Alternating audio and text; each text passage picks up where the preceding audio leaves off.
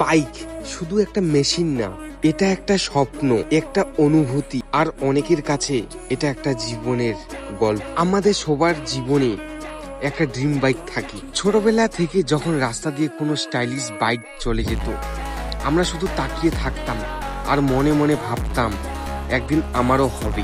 কিন্তু dream bike পাওয়া এত সহজ না। অনেক রাত না ঘুমিয়ে কাজ করা, অনেক ইচ্ছা স্যাক্রিফাইস করা, বন্ধুরা ঘুরতে যেত, আর আমি ড্রিম বাইক কেনার জন্য টাকা জমাচ্ছিলাম, কারণ আমি জানতাম একদিন এই বাইকটা আমার হবে।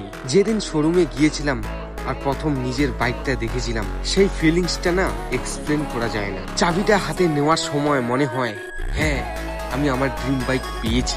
এটা শুধু একটা বাইক না, এটা আমার হার্ড ওয়ার্ক অ্যান্ড রেজাল্ট। প্রথম রাইড, উইন্ড হিট করছে ফেসে, ইঞ্জিনের সাউন্ড হার্টবিটের মতো। রোড যত খালি, ফিলিংস তত ডেঞ্জারাস হয়ে যাচ্ছে। সেই সময় মনে হয় এই পৃথিবীটা শুধু আমার।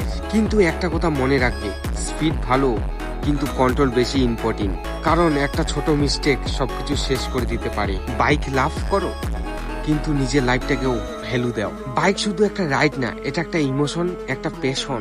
তোমার যদি একটা ড্রিম বাইক থাকে কমেন্টে লিখো, আর ভিডিওটা ভালো লাগলে লাইক, শেয়ার, সাবস্ক্রাইব করতে ভুলো না, বিকজ একটা বাইক হাজার গল্প।